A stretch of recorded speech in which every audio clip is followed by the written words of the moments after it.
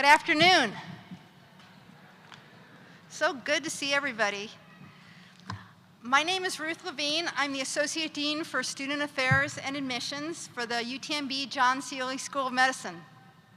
On behalf of all of us at UTMB, I'm delighted to welcome you, students, family, friends, and invited guests, to the 2025 White Coat Ceremony.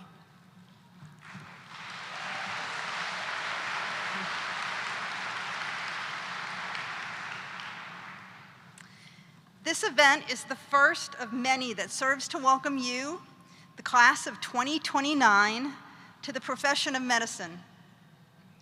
Through officially donning that beautiful new white coat, you will be taking on more than a new piece of clothing. You will be assuming a mantle of professionalism and respect that carries with it an awesome responsibility.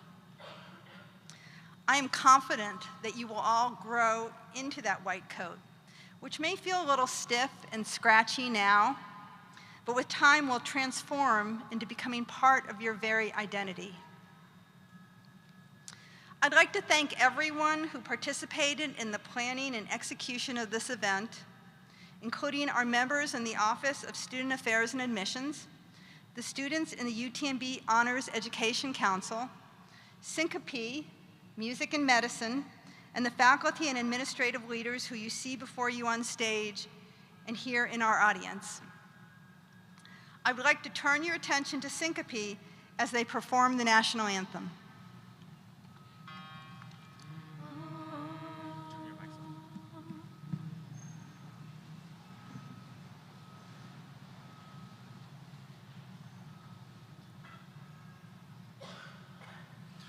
Oh, say, can you see by the dawn's early light what so proudly we hailed at the twilight's last gleaming, whose broad stripes and bright stars through the perilous fight o'er the ramparts we watched were so gallantly streaming, and the rocket's red glare, the bombs bursting in air, gave proof through the night that our flag was still there. Oh, say, does that star-spangled banner yet wave o'er the land of the free and the home of the brave?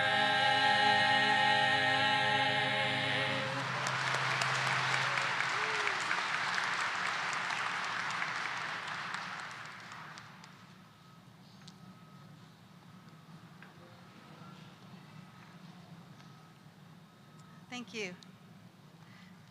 Now, without further ado, I'm delighted to introduce the next speaker, UTMB President, Dr. Jochen Reiser.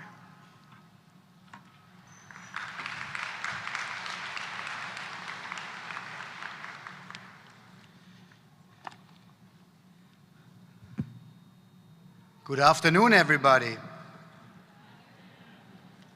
Good afternoon, everybody. Thank you, Dr. Levine, for this very kind introduction. And thank you all to the faculty, families, and guests who are joining us today to celebrate this important milestone for the class of 2029. To our students, congratulations.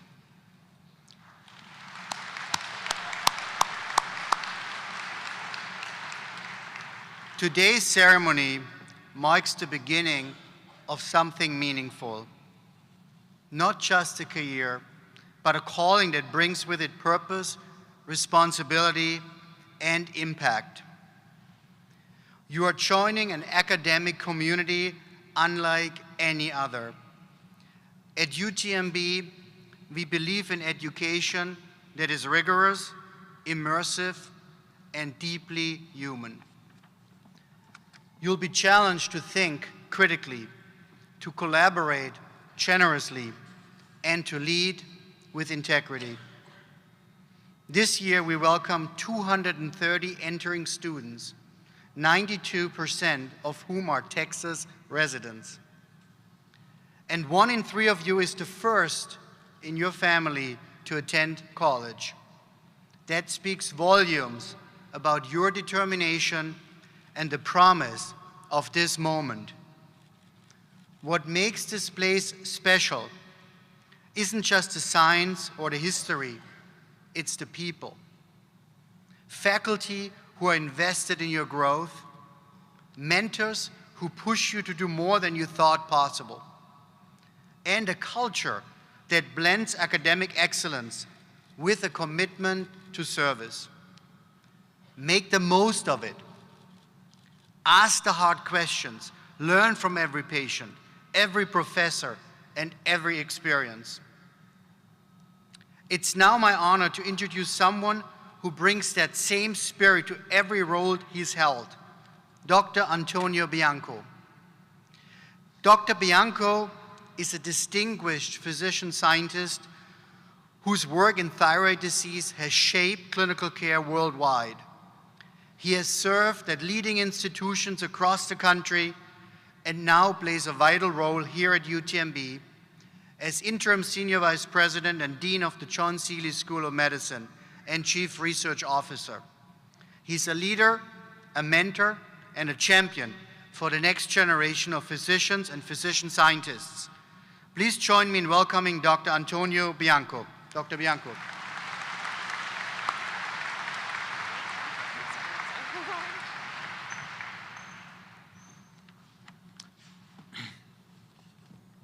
Hi, everyone. Hello.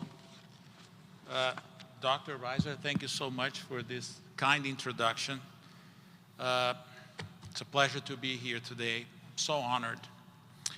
So, class of 2029, parents, family members, faculty, and friends, welcome to this ceremony. This is terrific honor for me to be here. Students, today marks a joyful and important milestone in your journey into medicine. It's a moment of pride, anticipation, for you and for all of us who see in you the bright future of the medical sciences. Almost 50 years ago, I was sitting in a classroom with a group much smaller than this one. It was 1978, and I was a brand new medical student. The Cold War still loomed large. Science, though, was making bold strides. Navstar-1, the world's first GPS satellite, was launched. Smallpox was declared eradicated. And in Chicago, the first public trial of a US-based cellular phone system took place. Something deeply personal to me also happened that year. The birth of Louise Brown, the world's first test tube baby conceived through in vitro fertilization. That groundbreaking technology would go on to change millions of lives, including mine, as a father of IVF triplets. And yet, 1978 was also the year that lazy, lasagna-loving orange cat named Garfield made his debut. While Garfield might embody energy-saving mode, my generation of physicians was anything but idle. We ushered in a wave of transformative advances in healthcare. MRI and PET scans began revealing diseases in entirely new ways. Statins lowered cholesterol. ACE inhibitors redefined blood pressure management, and more recently, GLP-1 analogs emerged to treat diabetes and obesity. We sequenced the human genome, launching a new era of precision medicine. And in recent years, we have pioneered immunotherapies that are turning the tide against cancer. Much of this progress unfolded within a single generation of physicians, and in many cases, right here in Galveston. For example, here at the John Seeley School of Medicine, we were among the first to develop and utilize telemedicine. Today, our network support of vast correctional healthcare program reaches underserved population across Texas and all of the personnel in 3 American bases in the continent of Antarctica. It also provides specialty care to thousands of passengers sailing in cruise lines worldwide. In large part due to our proximity to NASA, we established and run the first civilian aerospace medicine residency program in the country, providing training and medical support to physicians and astronauts from the Apollo era to the present day. In the wake of September 11 attack and the subsequent string of letters containing the deadly anthrax bacteria, we were at the front lines of biodefense and built the Galveston National Laboratory, a premier world-class biocontainment facility that studies the most dangerous pathogens on Earth. As a result, we developed the first cell-based system used to identify the treatment of hepatitis C, the first ever messenger RNA vaccine against the Marburg virus, the first ever vaccine against the Ebola virus, and the first ever vaccine against the Zika virus. Our physicians and scientists also created the first ever bioengineered human lung, and today lead in the technology of organ in a chip. Class of 2029, it is your turn now. Pause for a moment and think on what medicine could become over the next 50 years. When you're here, standing in my place, welcoming the class of 2079. At the John Seeley School of Medicine, we embrace our responsibility to help shape the future with you. We've made major investments in artificial intelligence, launching a new center of AI in health to enhance diagnosis, accelerate discovery, and improve patient outcomes. Already, our scientists are using AI to analyze molecular structures. Our pathologists and radiologists are deploying it to detect diseases with greater accuracy. And our clinicians are harnessing it to transcribe conversations and streamline documentation, freeing them to focus on what matters most, the human connection. The physicians and scientists that run these programs also helped create an MD curriculum designed to develop clinical reasoning and skills starting on day one. At the John Seeley, you will learn through an integrated 4-year MD curriculum that emphasizes systems-based learning and early clinical exposure. Your pre-clerkship years will be enriched by a longitudinal doctoring and clinical skills course, equipping you with essential clinical abilities and a strong foundation in evidence-based medicine. As a result, most of you will be inspired to become exceptional clinicians and diagnosticians, practicing patient-centered care, honing your bedside skills, and learning directly from those you serve. You will also master advanced tools that allow you to detect and treat disease earlier and more precisely than ever before. Some of you will follow in the footsteps of Samuel Meltzer, one of this country's earliest physician scientists and a founder of the American Society of Clinical Investigation. Like him, you will push the frontiers of science, uncovering the mechanisms of disease and pioneering new therapies to eliminate them. And among you are also future academic leaders, those who will guide the evolution of medicine itself by leading institutions, shaping education, and redefining how healthcare is delivered. So, the future is yours to make, but you're not going to start from scratch. The John Seeley School of Medicine and its health system is a $3.5 billion annual operation that runs 6 hospitals, over 100 clinics, 12 centers, and 6 institutes dedicated to cutting-edge research. Here you will use supercomputers and next-generation DNA sequencing to understand the ultrastructure of the chromosomes and their implications for health and disease. You will also focus on drug discovery, especially new antiviral agents and novel molecules against devastating diseases. Yes, you will create much change in the next 50 years, but some things remain timeless. Medicine will always be an art, the art of helping others through diagnosis and treatment, the art of compassion, of listening, of being present.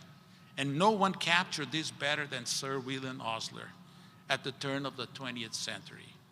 A founding figure of the American medicine, Osler believed, above all, in treating patients as human beings. He wrote, "The good physician treats the disease. The great physician treats the patient who has the disease." Osler's championed bedside learning, encouraged humility, and reminded generations of doctors that medicine is not just about science. It's about service, empathy, and presence. Remember, there will be no Google, AI, or ChatGPT to guide you in moments of grief, fear, pain, or loss. And there will be many such moments. It will be there for your patients in their most vulnerable hours. And it's your humanity that will make the difference, always. The white coat you are about to receive is a symbol of responsibility, a symbol that you accept to serve others with integrity and professionalism, to lead with empathy, to collaborate with humility, and to persist through challenge and uncertainty. These are the qualities that patients expect from you, that your colleagues expect from you, the qualities that define the great physicians. Class of 2029, just moments ago, you reflected on what medicine might achieve over the next half-century. Now I invite you to carry that vision forward, because it's you who will bring it to life. Yes, you are among the brightest students in the nation. Your potential is vast, your talents remarkable.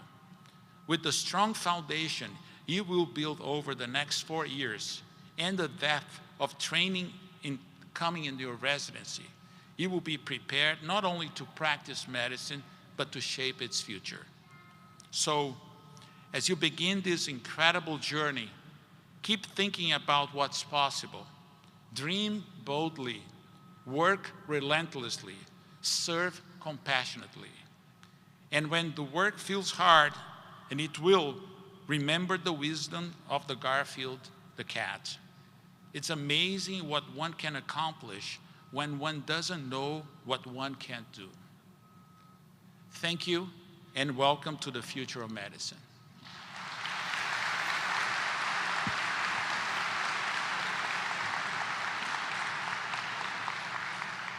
Thank you. And now I have the distinct pleasure of introducing Dr. Kevin McKinney, who has been with UTMB since 1988. Dr. McKinney is the Charles C. Sprague Distinguished Professor of Internal Medicine and the current president of the UTMB Alumni Association. Dr. McKinney.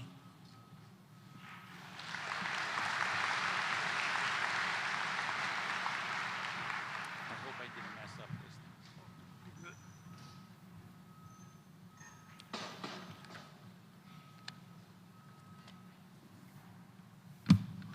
How y'all doing today? Good, good, good. So I'm Kevin McKinney.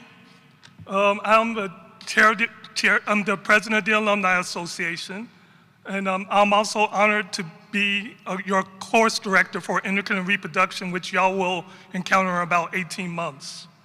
And so from the Alumni Association, we extend a warm welcome to you as you commence on your medical school journey here at UTMB. Years ago, I stood in your shoes, filled with the same hopes and aspirations and anxieties that you have right now as you embarked on your first year of medical school. I was also a part of the class that got chased out by a hurricane, but that was a different story. You will encounter some sort of storm when during this time, but you'll realize that the university has a motto that says University of Texas stops from no storm. So you will definitely learn resilience while you're here at UTMB. The road that has lied in front of you has been trodden down by many graduates of the University of Texas John Seeley School of Medicine before you, and they understand the journey that you're about to undertake. Your alumni believe in your potential and your support in the future, and the alumni generously donate their time and financial resources to ensure your success as a student as you come around for these next 4 years. They understand the challenges that you will have with studying. They have the challenges that you will have with doing those late nights on the wards and in the labor and delivery unit and during the operations. But you will realize that the patient-physician relationship will be very succinct once you go through all of that. The white coat that you don today and the honor council pin that you adorn on your lapel are gifts from your alumni and the Alumni Association. And so with these gifts, we welcome you into our noble profession and offer our guidance as you progress on your journey. Today's ceremony reaffirms the unwavering dedication that alumni feel for UTMB, the healthcare profession, and the physician-patient relationship. On behalf of the John Seeley School of Medicine Alumni Association, welcome to UTMB and the medical profession. Thank y'all very much.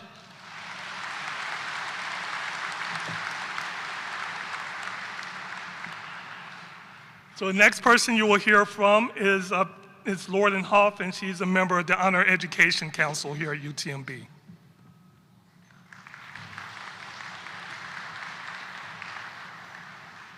Thank you, Dr. McKinney. Hello, class of 2029. My name is Lorden Hoff, and I'm a member of the Honor Education Council. As I stand here today, I am reminded of what it felt like to be sitting exactly where you are now. I remember feeling overwhelmed, most of all by the sheer number of new words.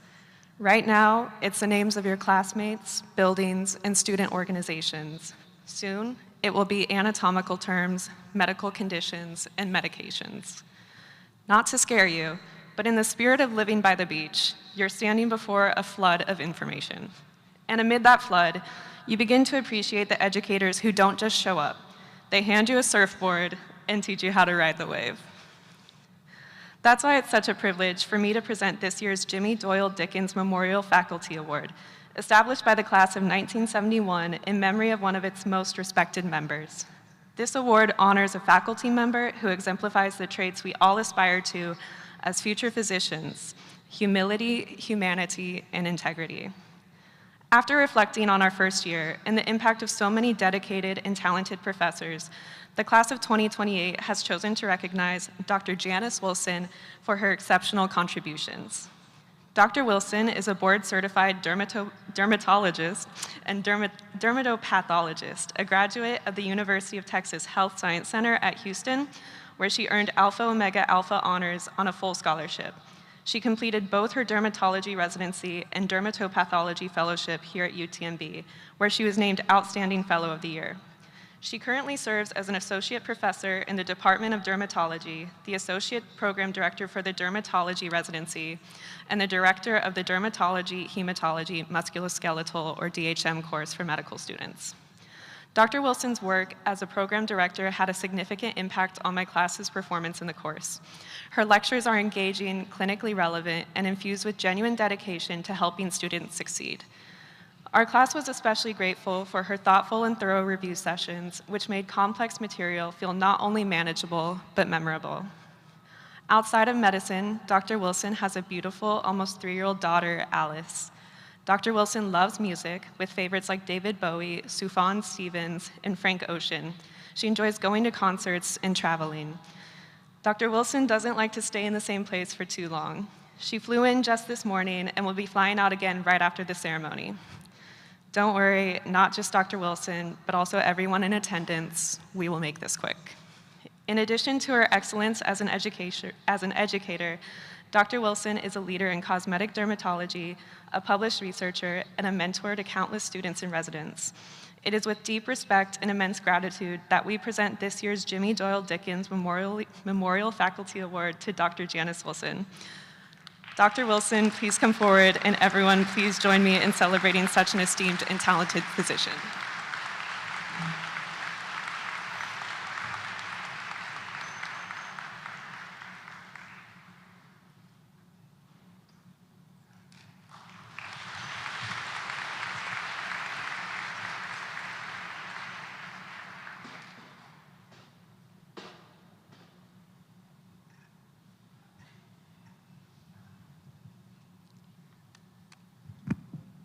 Hello, everyone. My name is Catherine Benandy, and I'm honored to serve as the co-director of the Student Ambassador Program. It is my privilege to introduce the keynote speaker for the class of 2029 White Coat Ceremony, Dr. Michael La Posada. Dr. La Posada is a distinguished leader in medical science. He earned both his MD and PhD from Johns Hopkins University School of Medicine and completed his residency and postdoctoral fellowship in laboratory medicine at Washington University School of Medicine in St. Louis in 1985. He began his academic career in 1985 at the University of Pennsylvania School of Medicine in Philadelphia, serving as an assistant professor and director of the hospital's coagulation laboratory. In 1989, he became director of clinical laboratories at Massachusetts General Hospital and joined the faculty at Harvard Medical School's Department of Pathology, where he later earned tenure as a full professor of pathology. In 2008, Dr. La Posada joined Vanderbilt University School of Medicine as the Edward and Nancy Foti Professor of Pathology and Medicine. He also served as pathologist-in-chief at Vanderbilt University Hospital and director of clinical laboratories. He is a nationally recognized pathologist, teacher, and mentor, whose impact spans from the laboratory bench to the patient bedside. With over 200 publications and multiple prestigious teaching awards, including honors from Harvard, Massachusetts General Hospital, and the University of Pennsylvania, Dr. La Posada is a true champion of education and excellence. He is especially renowned for his pioneering work in laboratory medicine, particularly in the diagnosis of coagulation disorders and efforts to reduce diagnostic errors. His textbook, La Posada's Laboratory Medicine, is a staple in medical education and clinical practice worldwide. But beyond the credentials, and there are many, Dr. La Posada brings to the stage a passion for mentoring, a talent for making complex topics understandable, and a deep commitment to advancing patient care. Dr. La Posada's career reflects the highest ideals of our profession, and his dedication to students is truly inspiring. As a token of our appreciation, we would like to present this plaque to him as a thank you for taking the time to speak to us all today. Please, everyone join me in giving a warm welcome to Dr. La Posada.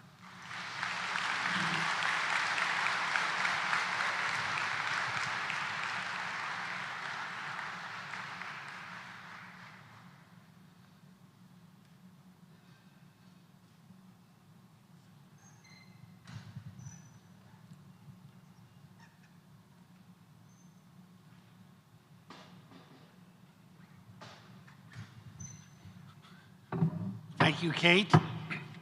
I was absolutely thrilled when I was asked to give this presentation.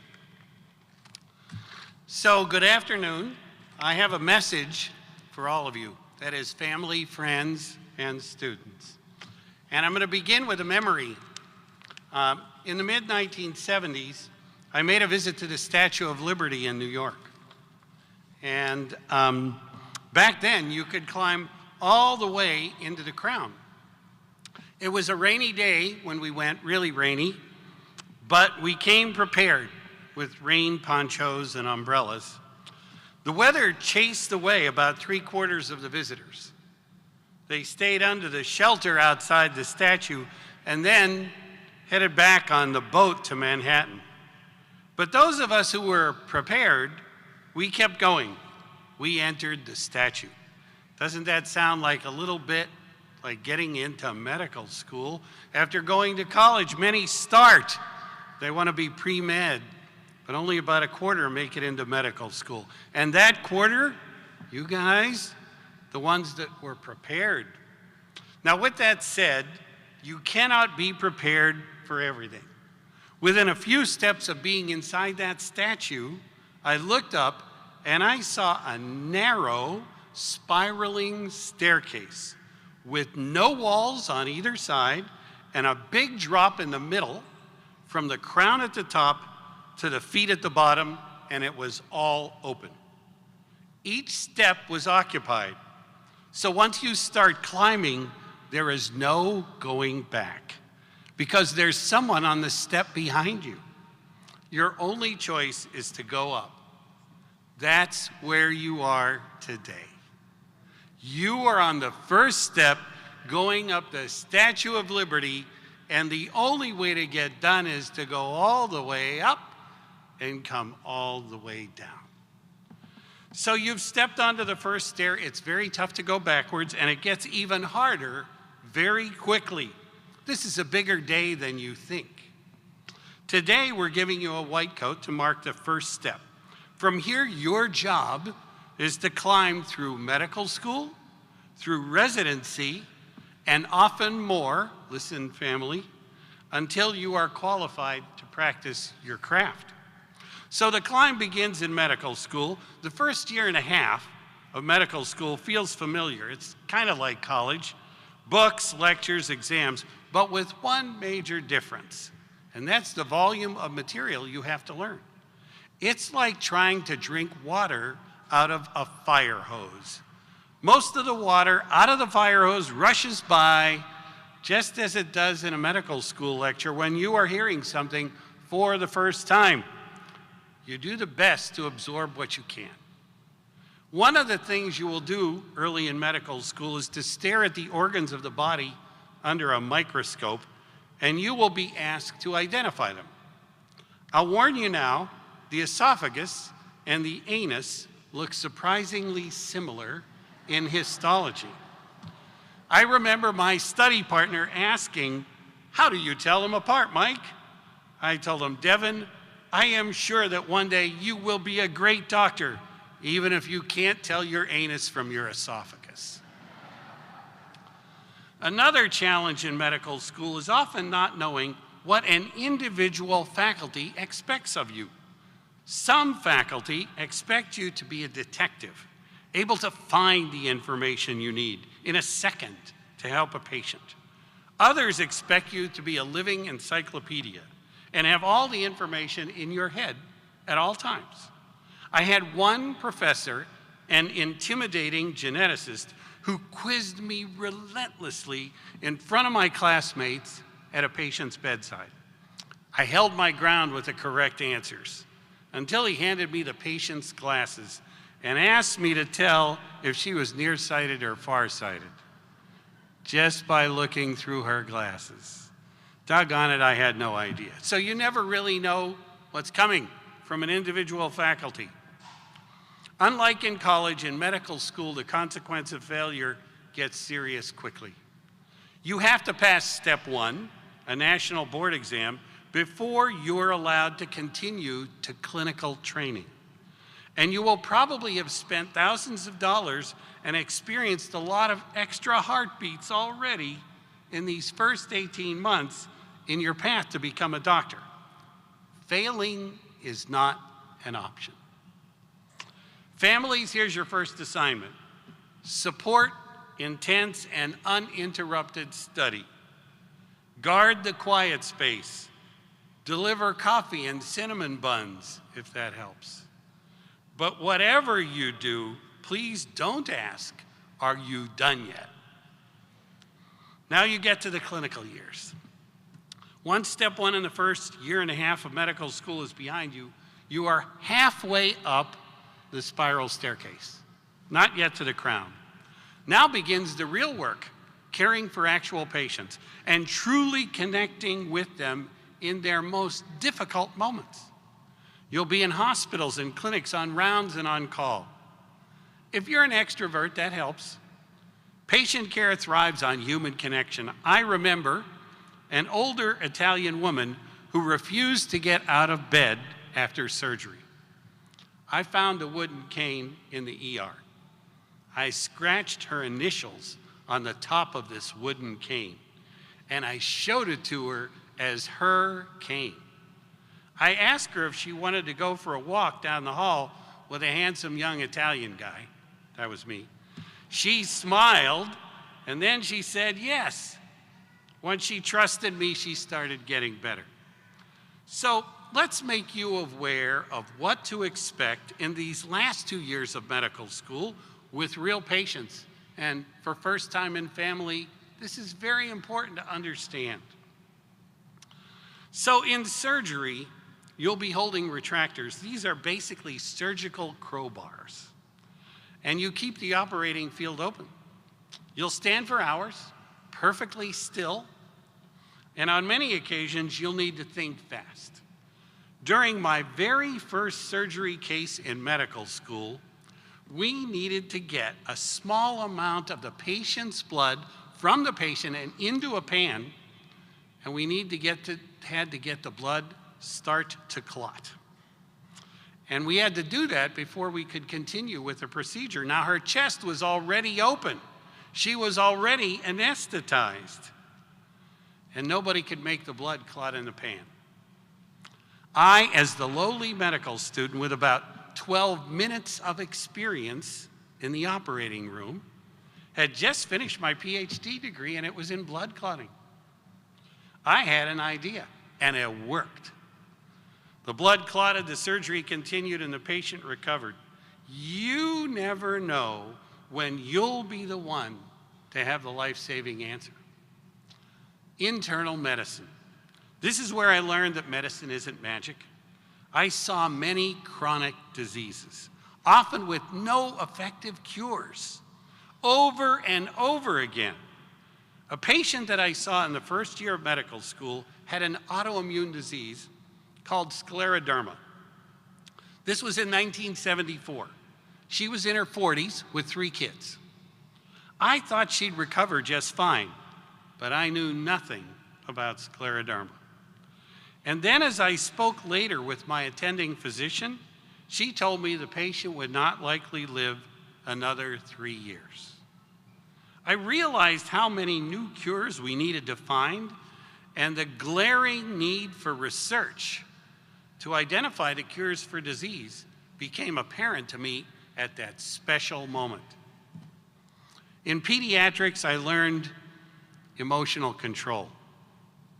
A little boy wearing red Elmo slippers with his ever-present granddad would shout, "Lunchtime," when the cafeteria food trays rolled onto the floor in large carts.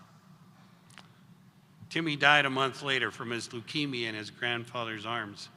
I still remember his voice. In psychiatry, I dealt with a woman who tried to stab her husband of 48 years with no apparent provocation. A brain scan revealed a tumor. That's when I learned that behavior is actual biology. But most of the time, we cannot detect what is wrong with the brain, unlike this case, with an easily visible tumor on the scan. In OBGYN, I felt the amazing wonder of new life. It's incredible. I remember thinking to myself, 6 people came into this delivery room and 7 people are going out. I also witnessed the opposite with much heartbreak. Like a 38-year-old woman experiencing her 4th miscarriage, inside the amniotic sac that was expelled, there were twin boys. What do you say when there are no words? Pathology, my field. We help others make diagnoses, often when they are especially difficult, and we're asked for consultations about the results of the laboratory tests. A 6-year-old girl had a clot in her brain when I was a resident, producing a stroke, and she also had very high triglycerides. These are blood fats. One doctor thought her father harmed her purposefully, and that produced the stroke. That diagnosis was incorrect.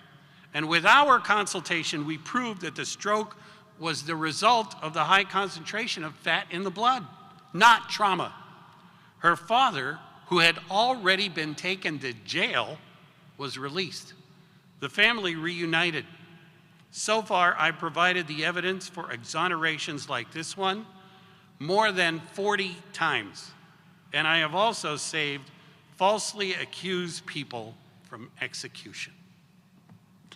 Families, during clinical rotations, your student is not just studying, they're taking care of real patients. Understand that. Please don't say, "Come home now." That pressure can break them. So, now the down staircase. Congratulations, students, you've graduated. You've passed now step 2. You made it to the crown of the statue. You can look out at the New York harbor, feel that triumph, and get energized for the next step. As you look down the spiral staircase, you understand you cannot get outside the statue without dealing with those steps. The new experience is postgraduate medical education, or residency. The first year of residency, folks, is also known as internship. This part of the training is truly enabling. As you learn to practice medicine in real life, you will find it more physically and emotionally challenging than anything before. But it's also the most rewarding. Why? Because you're finally the doctor on the front lines, and patients will recognize you as the one who gave them the greatest gift of all, health and relief from pain. You. Residency lasts 3 to 7 years, depending upon the specialty you choose. If you choose neurosurgery, brain surgery, brace yourself, it's 7 years. Many students do their residency at a different academic center from the one where they attended medical school. Here's why that's important. Top medical students can gain admission into the most competitive residency programs. And top residencies open doors for your perfect job one day. This is especially important if you want to return home to practice, right, parents? And the competition is tight for a position in your field where you want to live. If someone trained at Harvard, the Mayo Clinic, or Hopkins, they'll usually be welcomed anywhere. Residency is temporary, your practice is for life. Families, be ready for your student to move away for the right residency. It's worth it. And now a reality check on the finances. Yes, residents get paid. No, it's not much. Yes, students, you may be paying student loans until you're 40 or 50. But you won't be living in poverty. It is a middle-class existence for most during training. And eventually, your life will stabilize at a higher level. You'll pay off the loans, you'll buy the car you want, the house you want, and you'll earn a level of income higher than most Americans, just not right away. This message is so important for you students. Listen carefully. Do not lose time with your family while you are a resident or a medical student, or your own re-energizing to work for small dollars early on that you will one day earn later in much larger amounts much more easily. Families and friends, the hardest part for you may be the residency years. That's when your student is exhausted, busy, and often discouraged. Your patience, just a little bit more of it to get to the end, makes all the difference. It is tragic to lose heart just before the long period of training is over.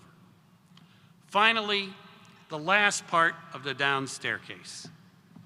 At this point, after completing residency, you could be done with enough training to become a practicing doctor. Hold on, parents. This is especially true if you choose to practice family medicine or general internal medicine or general pediatrics. However, you are not done unless you choose to be after your residency. Many doctors pursue fellowships, 3 or 4 more years of training. Do you want to be a cardiologist or a critical care doctor? You need a fellowship. Yes, 3 to 4 years of fellowship beyond the residency to become a cardiologist or a critical care doctor. Once, while eating dinner, my 5th grade son said he had 7 years of school left until he was done. At this stage, Joe wasn't sure if he was learning and it was fun, or if it was confinement in a room with a teacher none of the students liked. So I wanted to assure him that lifelong learning is a natural part of life, and that we are lucky when we get to learn new things. To let him know how long it took for me to learn how to help sick people get better, I said, let me tell you what I had to do. After finishing the 12th grade, I still had 4 years of college, and then 4 years of med school, 8. I did a PhD, 3 more, 11. And then there were 3 years of residency. So that was 14 years after high school. I told Joe that that was like being in the toddler room at his preschool when I finished the 12th grade. I had that much more to go. I told him I like learning all kinds of things and that maybe one day I might actually learn enough to beat him at his complicated board games. That never actually happened, by the way. But he understood that learning a board game and learning how to help a sick person get better were both learning, and that both should be fun. Students, you must enjoy this journey. It is long, and it is more rewarding than it is tough. If you focus on making your sick patients well, the reward personal and professional, is unmatched. A final word. Eventually, the formal training ends. You will have no more exams. What? No more rotations. You'll be free of debt, and you'll live a life of purpose, bringing pride and respect to yourself and to your family. Families, you are essential. When I was in training, every time my parents visited, my dad asked me for my fix-it list, which I never had time to attend to. I never had fewer than 20 items for him. He once patched a closet door-sized hole in my wall I couldn't fix myself. That's love and support in action. That's what you do. So to all of you, students and families, welcome. You are in this together. My thousands of colleagues and I at UTMB are honored to walk this path with you. Together, we will improve the lives of millions. Let's begin. Thank you.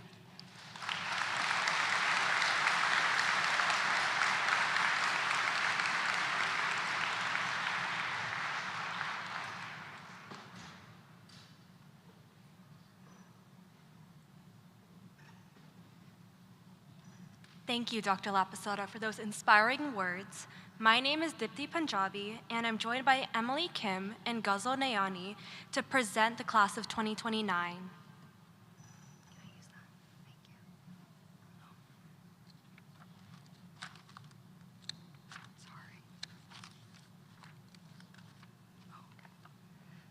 Apologies.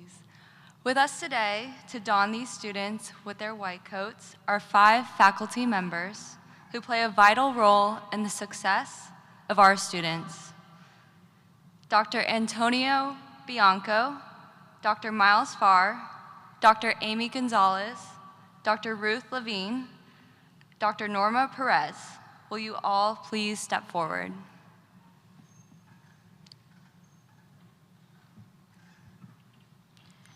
Now for the moment we all have been waiting for. We now have the honor of presenting to you our John Seeley School of Medicine Class of 2029.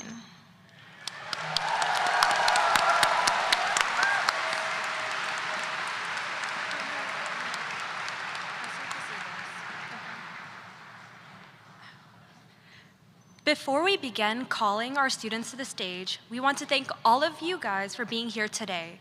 To help ensure that every student's name is clearly heard and their moment is fully appreciated, we kindly ask that you hold your applause and cheers until the end of the coding portion of the ceremony. Thank you for your understanding and for helping us celebrate each member of the class of 2029 with the respect that they deserve.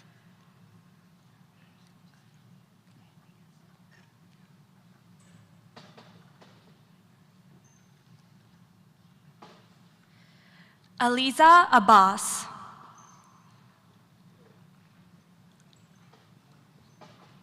Qayyam Abbas. Hannah Adams. Brendan Alum. Isabel Susanna Alamo.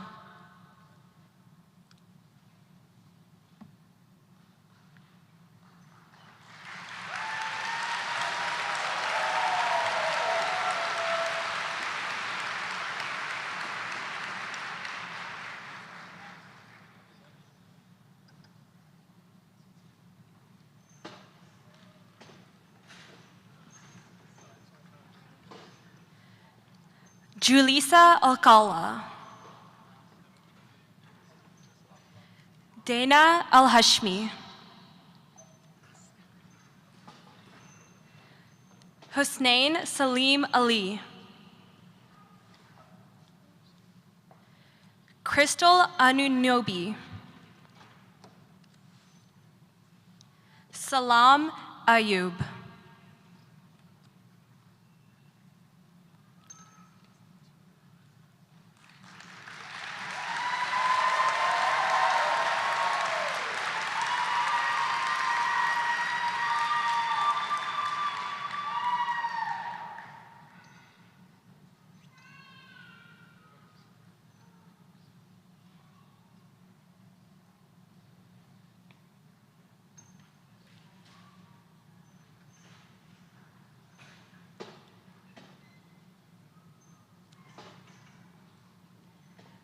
Catherine Bacon.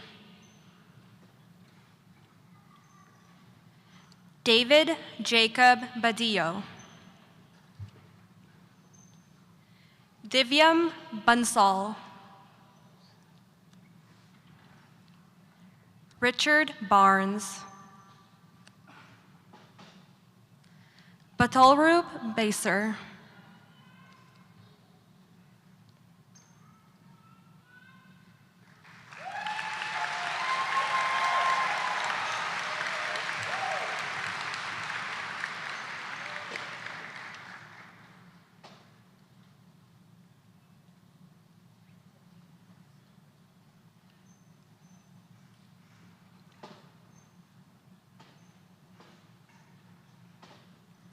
Neil Basi.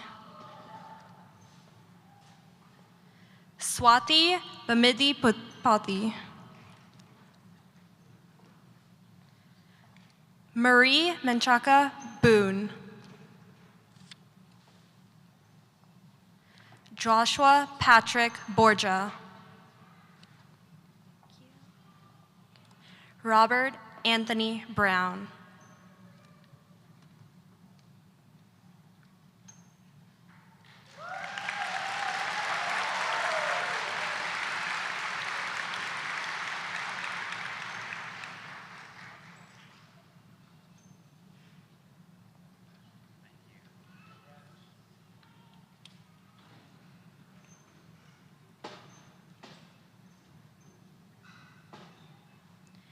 McKinley Day Bryson.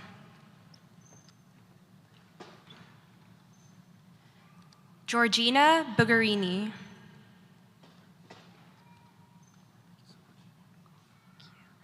Mateo Camacho.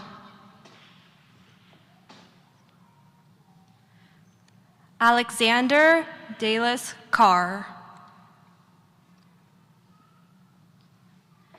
Emma Taiwan Chen.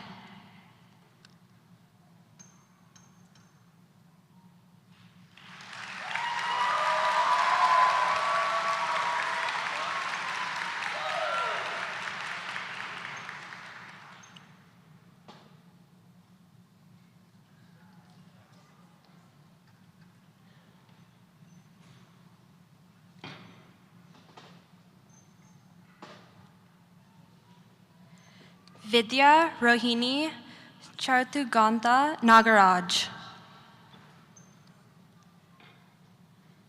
Sydney Noel Colonzos. Daniela Connor. Ian Andrew Corwin. Sarah Mai Dang.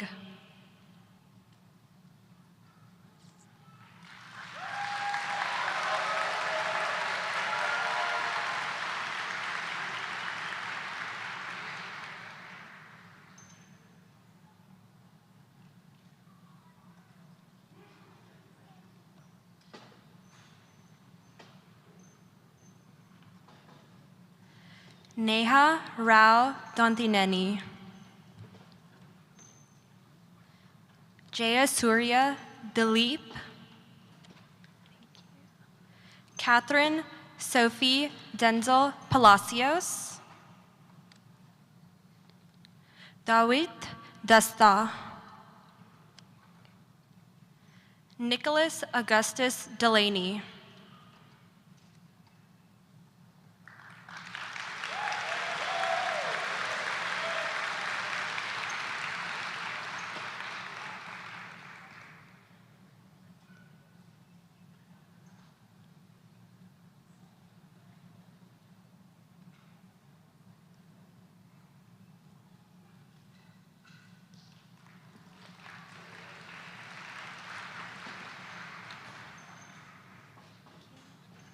Miles Amiri Daniels.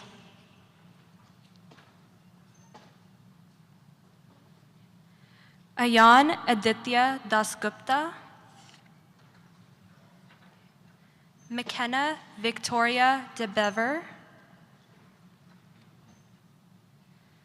Natalie de la Cerda, Valeria de la Garza.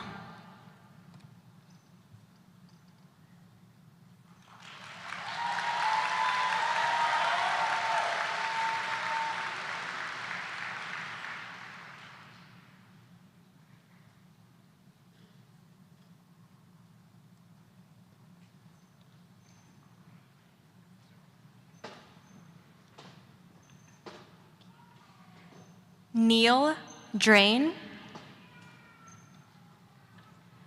Joanna Marie Edmonds, Varun Reddy Elite, Brianna Margot Elliott, Jana Alsawa.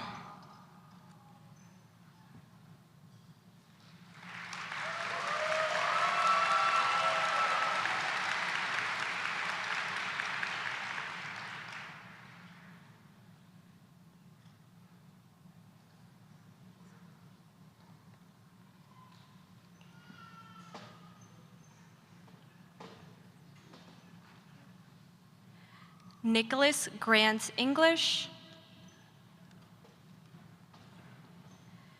Vishal Erling,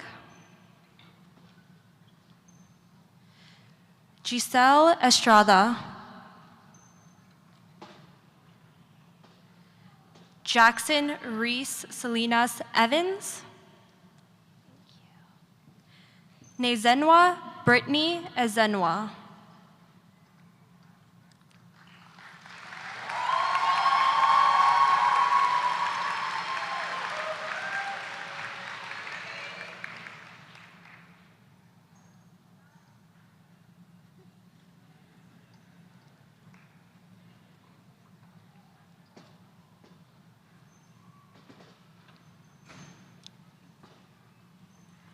Mia Elizabeth Ferretti,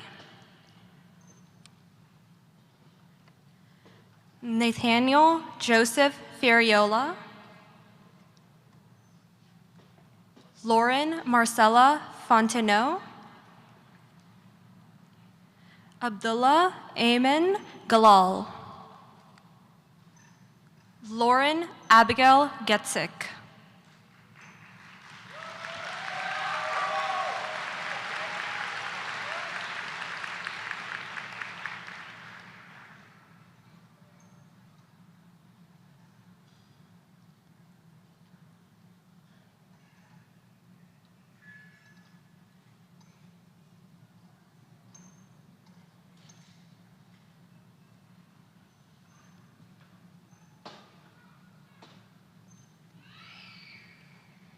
Ethan Ridley Gilmore, Charlotte Marine Goddard, Yair Gomez, Noelle Sofia Gonzalez, Hallie Rose Goodstein,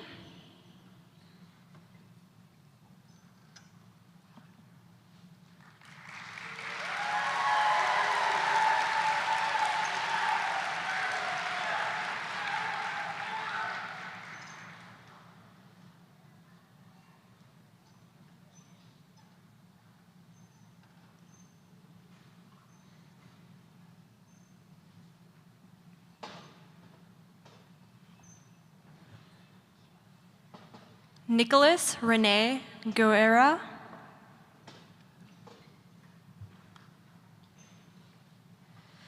Kilago Lisa Guerrero Melandar, Marcel Gugala, Corey Andrew Geis, Samik Gupta,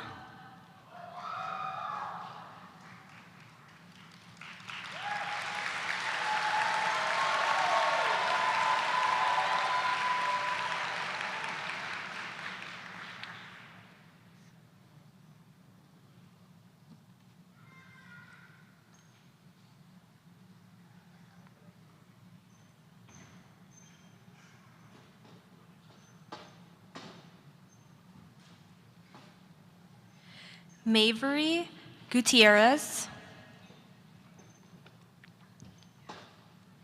Jorge Alberto Gutierrez, Michelle Haginimana, Yahya Hamad, Ty Christian Halligan,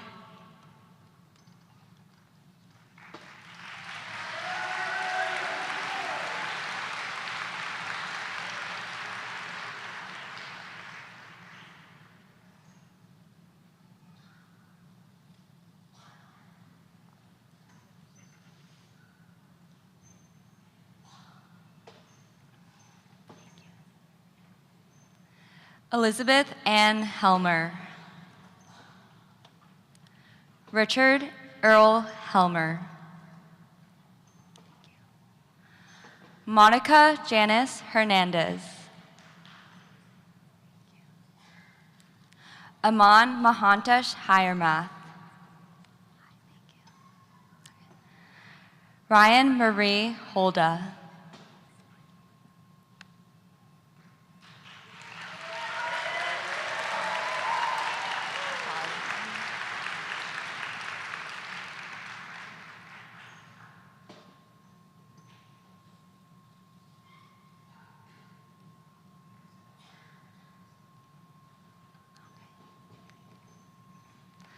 Christina Nicole Howell.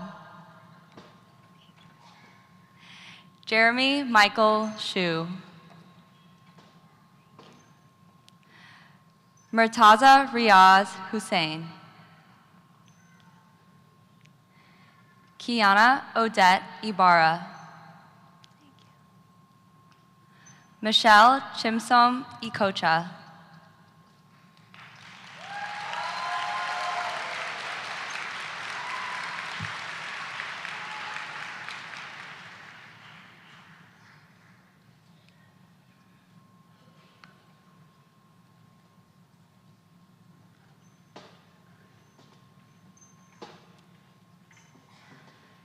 Danish Syed Imam. Venetia Sai Inangati. Taha Niwide Isa. Coulter Todd Ivy. Catherine Alice Jacob.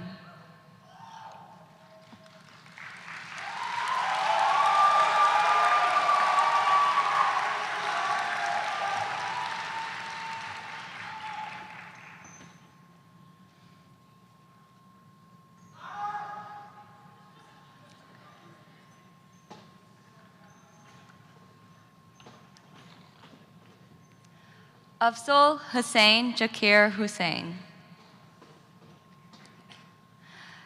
Gayatri James. Une John. Rudy G. Fiza Juwani.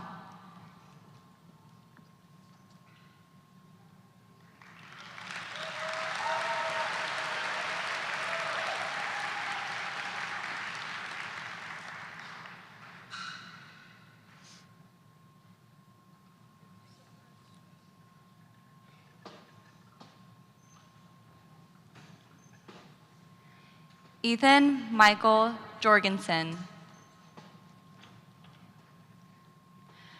Srinihari Jazula.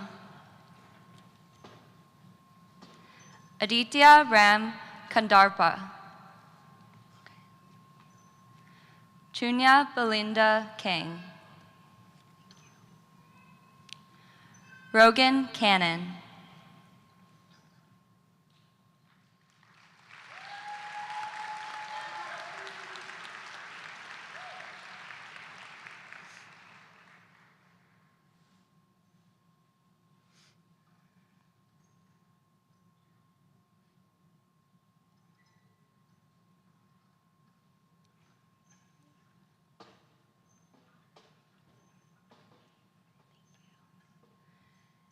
Naya Radiovic Kelly.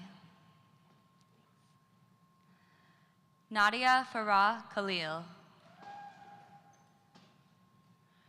Ruma Mariam Khan.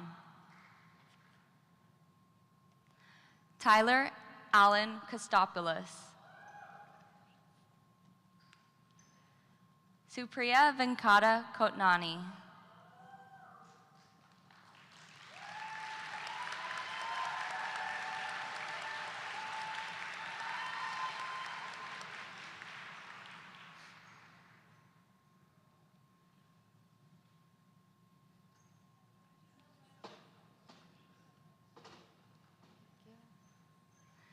Ziad Zachariah Kusayer. Hannah Marie Krenz. Kritan M. Kumar. Anish Kumaran.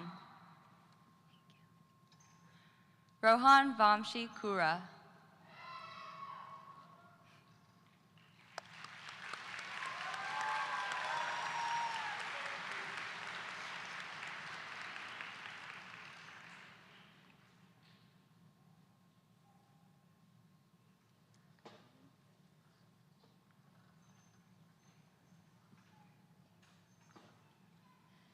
Kenneth Khan Lam.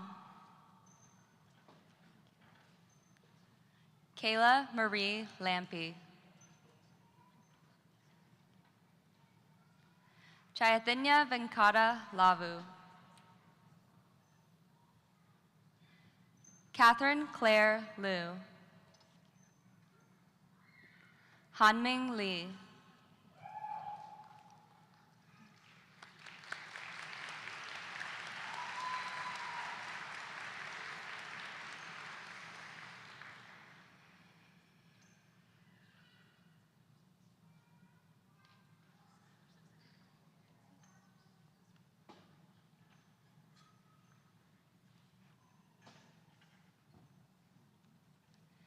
Jeffrey Ling.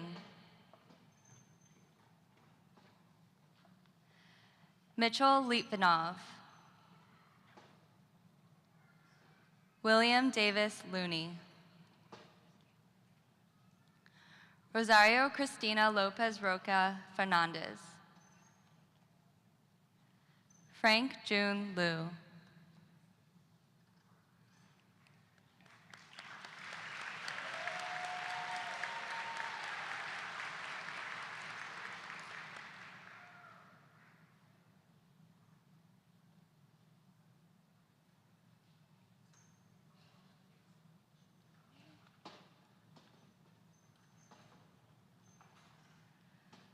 Mua Sohail Makta.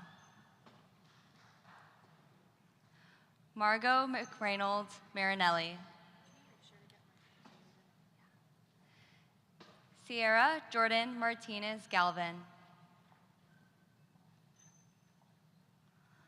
Lauren Eileen Mason. Thomas Isaiah Matthew.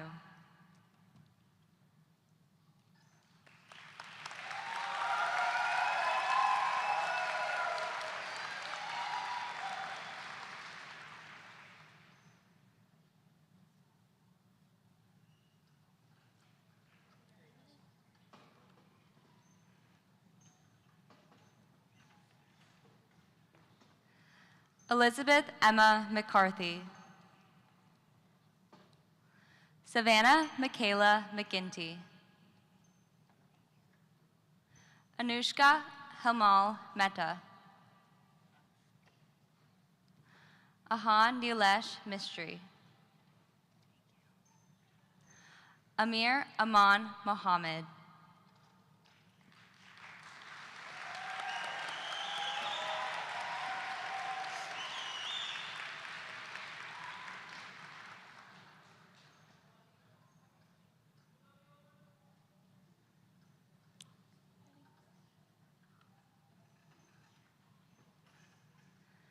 Camila Montenegro.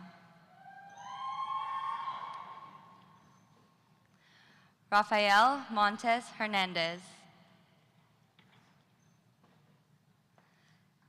Sarah Morakabian.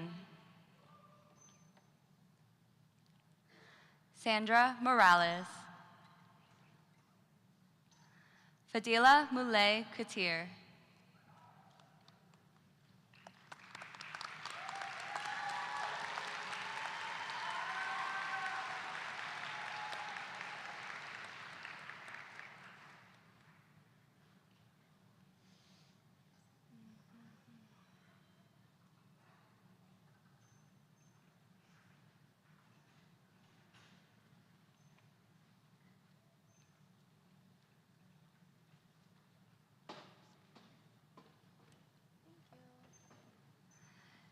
Samuel Menelaus Mutas.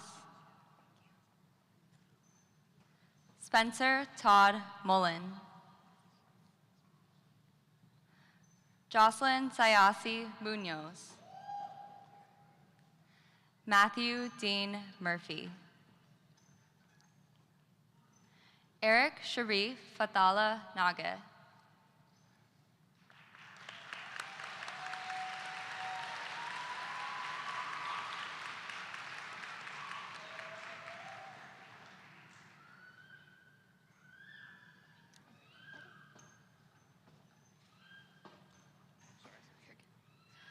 Suhas Nala.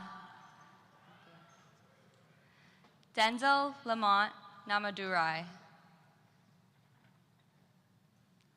Sophia Nicole Newton. Diana Nguyen. Dominic Tien Tum Nguyen.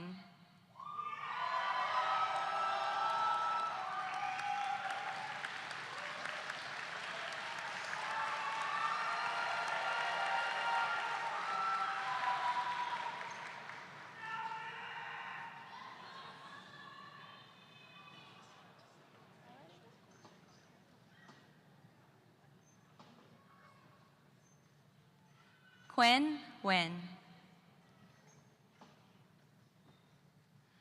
Caroline Grace Nungesser.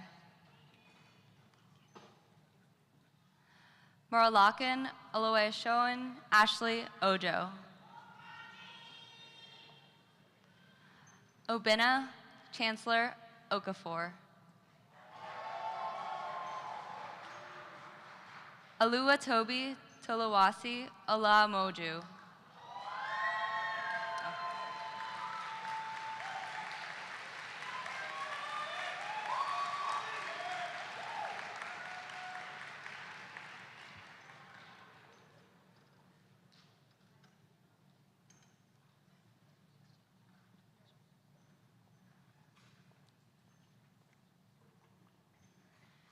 Chandler Laura Oliver. Bhavana Kirtana Omanakutin.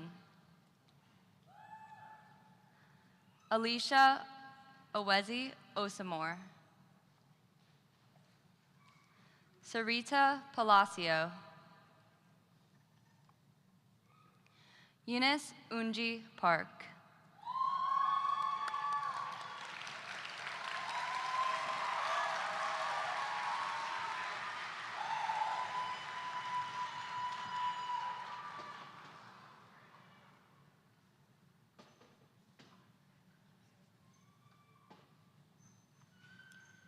Grace Catherine Parkey.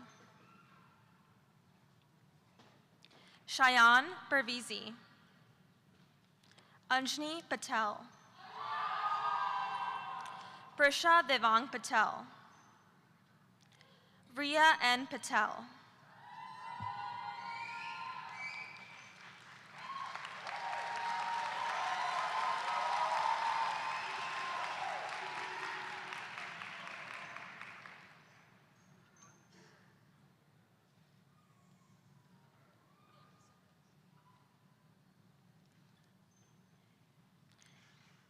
Victor Pedraza. Sanika Peniker.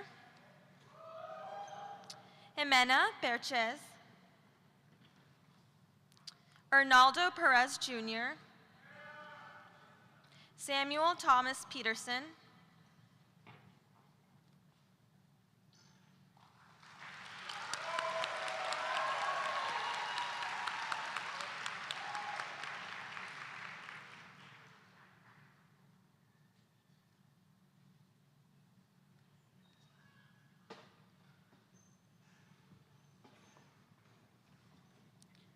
Prarthna Pilla,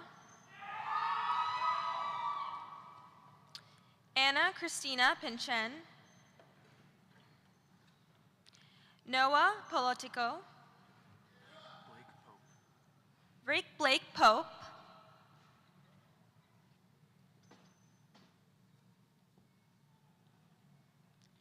Barsa Rodfer,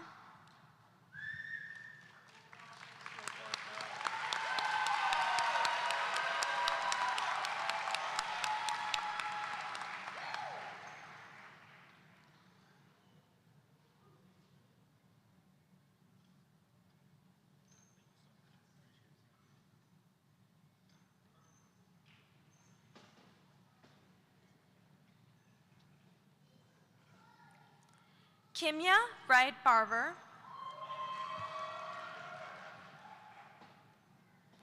Arun Ganesh Rajan,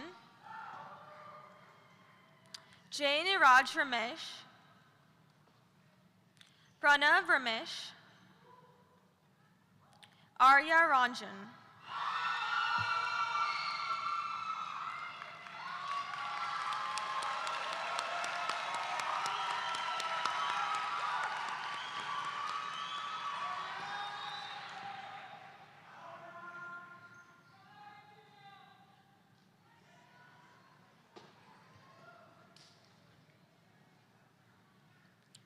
Venkata Ravuri,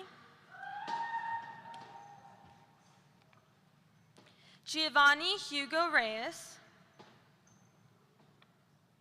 Stephanie Paula Rivera Itier, Elliot Alexander Roberts, Amanda Isabel Romero Ocondo,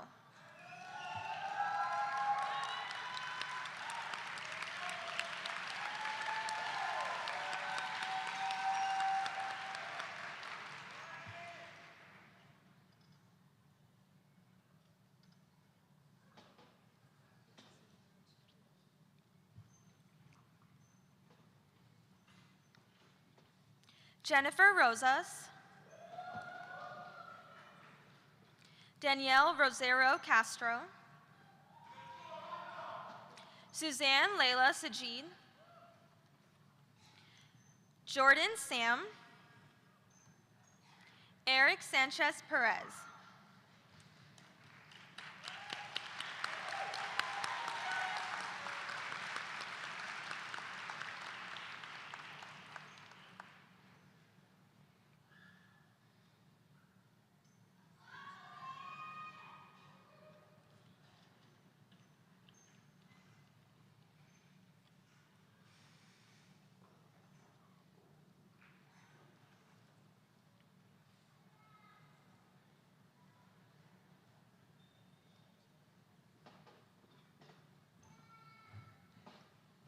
Jacob Oshlak Sanders, Dominic Yosef Seno, Yassine Shamsul Huda, Braxton John Shaw, Rita Shehzad.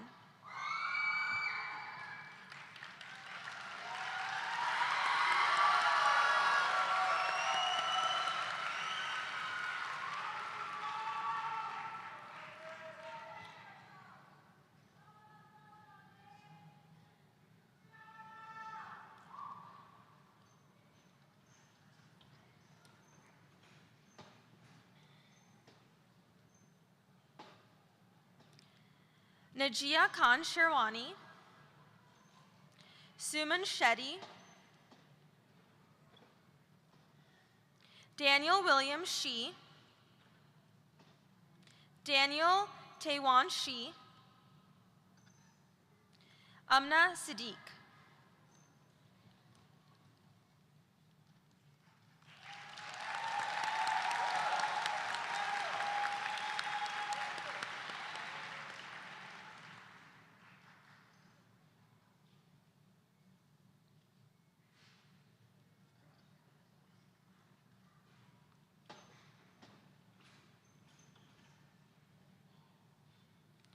Aldela Silva,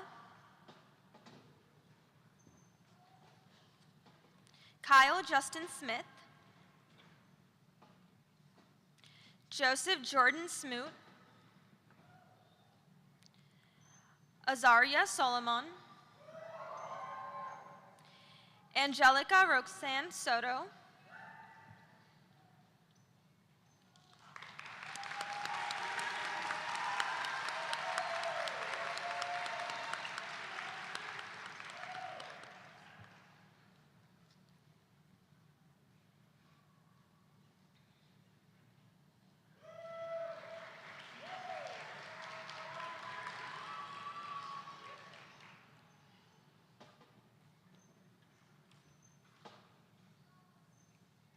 Sydney Alice Spillman, Ayush Shrivasta, McKenna Lee Stallworth, Hunter Scott Stanger, Sarah Grace Stelberg.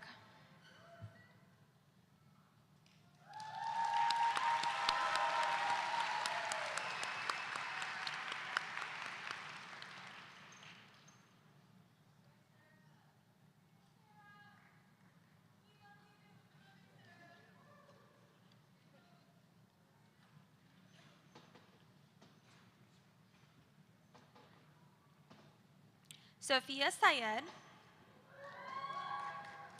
Tonya Tamilor Taiwo, Samra Solomon Tashom, Erzine Thobani, Ronaldo Tiarina.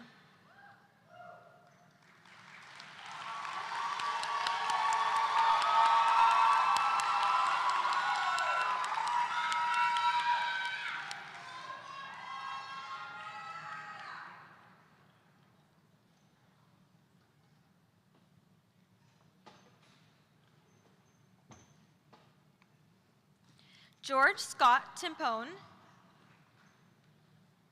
Tammy Tran, Tangia Tran, Knockmin Trong, Sarah Elizabeth Tucker,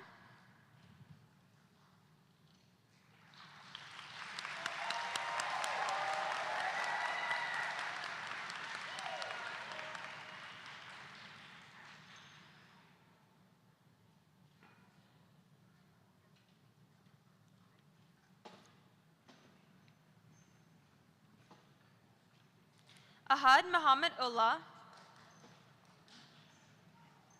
Robert Hunter Underdahl, Diego Ivan Velez, Padmashri Venkatraman.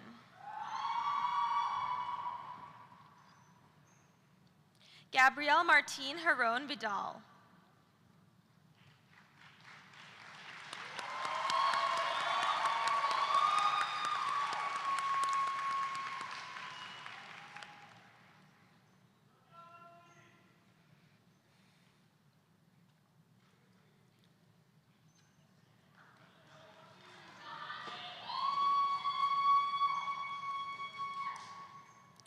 Christian Joshua Villarreal,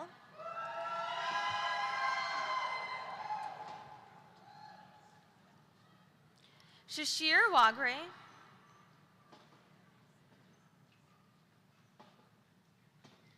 Angie Wong, Jessica Wang, Aiden Michael Wasmuth,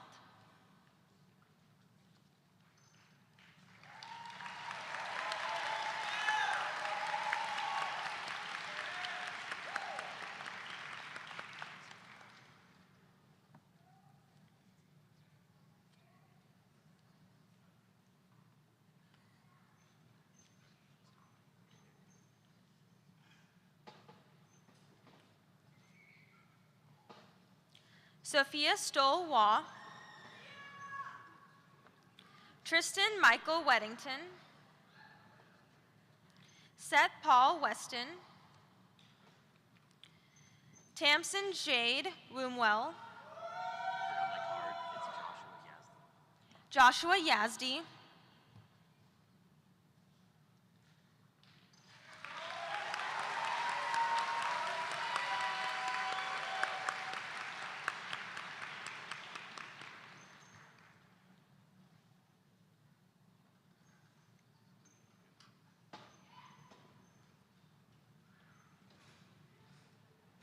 Andrew William Yergin, Connor Ryan Yee, Cody Wei Yu, Stephen Lee Yu, Alvina Zia.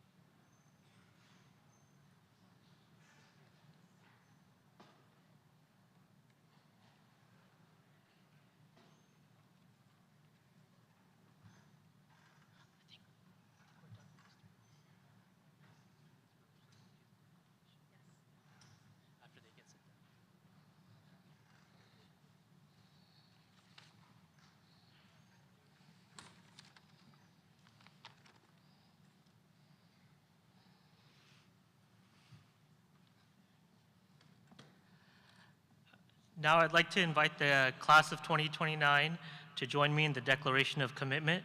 Please stand and raise your hand and repeat after me.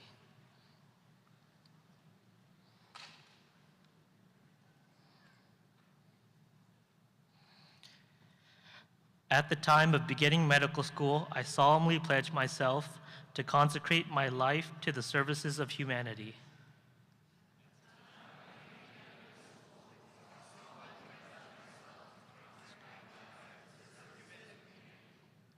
I will give to my teachers the respect and gratitude which is their due.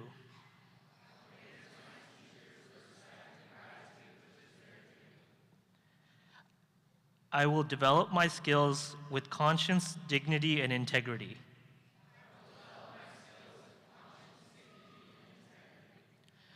The health of my patients and myself will be my first considerations.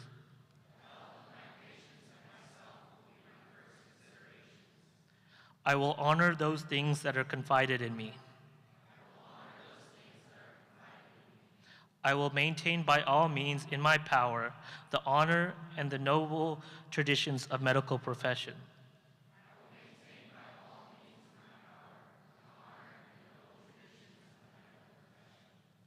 My colleagues will be my comrades. I will not permit considerations of religion, nationality, race, party politics, or social standings to intervene between my duty, my peers, and my patients.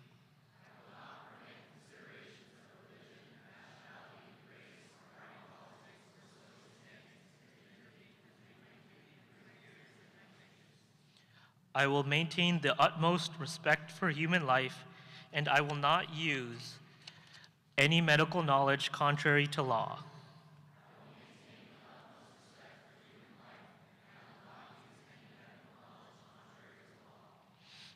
I make these promises solemnly, freely, and upon my honor.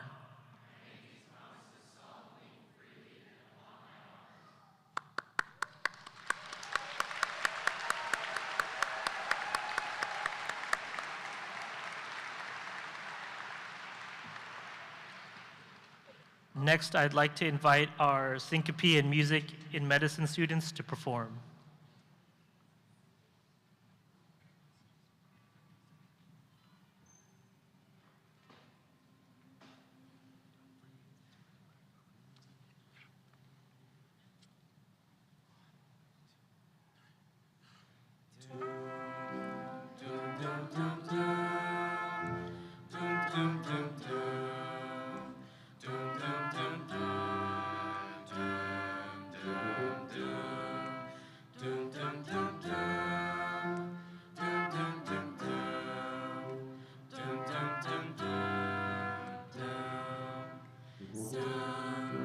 Sometimes in our lives, we all have pain, we all have sorrow.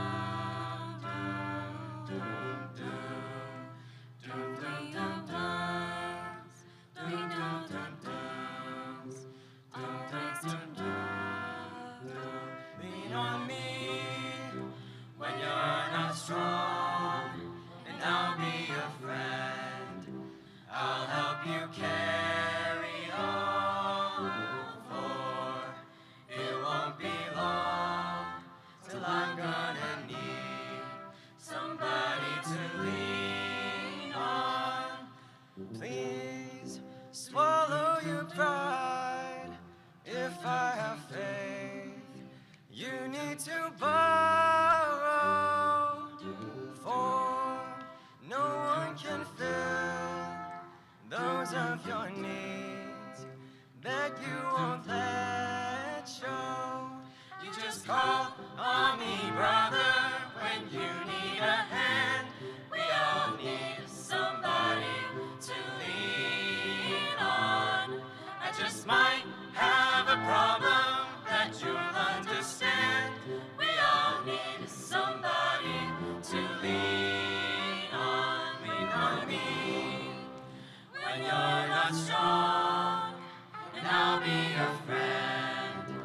I'll help you carry on, for it won't be long till I'm gonna need somebody to lean on. You just call on me, brother, when you need a hand. We all need somebody to lean on. I just might have a problem that you'll understand. We all need somebody to lean on. If there is a load you have to bear that you can't carry, I'm right up the road. I'll share your load if you just call me, call me, call me, call me, call me, call me.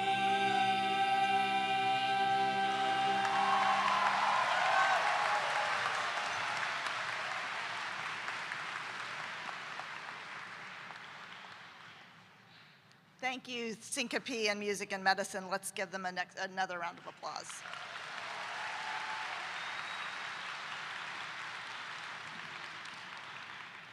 So a few of you, the astute ones who are going to be the top of your class, will note that I am not Dr. Levine.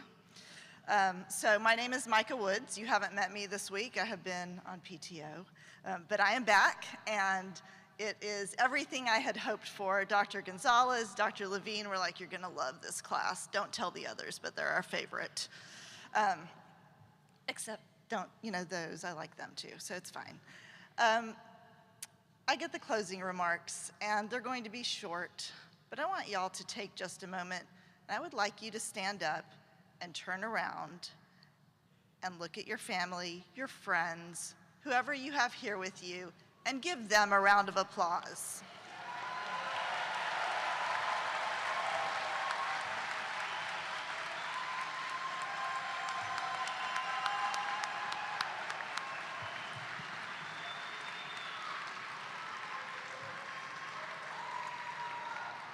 All right. Family and friends, please note your students will never have white coats this pristine again in their career. So today is the day to take your photos. So it's an honor to be here before you today. And as we close this remarkable week, I want you, students, to take a moment and feel the weight of that white coat that is on your shoulders right now. It's more than just the fabric and stitching. It's a symbol of trust. It's a symbol of responsibility, of the service that you are about to enter. You're entering a profession where science and skills are essential, but it's your passion, your compassion, your drive, your empathy, and all of those pieces that create human connections for the remainder of your life that will truly define you as a physician. Medicine is as much an art as it is a science, and in the years ahead, you will find your own balance of the two. You heard Dr. La Posada speak so eloquently of the lives he has touched, of the experiences he has had. You will all have those as well in a myriad of ways. When I look at the panel behind us, all of whom I know and have known for years, they all have their own stories to tell, and you too will come to have your own story. I encourage you to wear your white coat with pride humility, and a steadfast purpose. A commitment to every single one of your patients, the ones you connect with, the ones that you spend fleeting time with. All of those who are in your care, and all of those who put their lives in your hands. I hope you carry the stories of every patient that you have the privilege to serve over time in your white coat, in the fabric that surrounds you. And with that, I welcome you to this amazing journey, and I welcome you to the profession. Stand up and let's give this class a hand.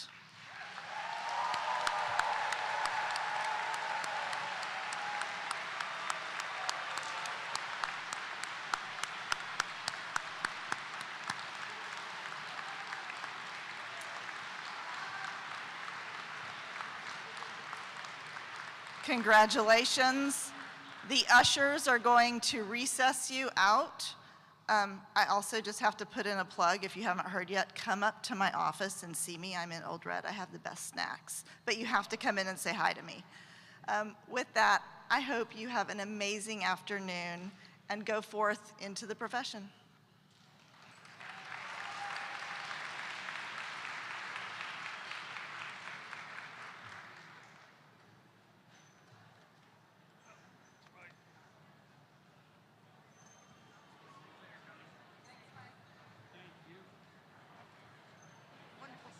Oh, thank you. Thank you. And it turns out I have a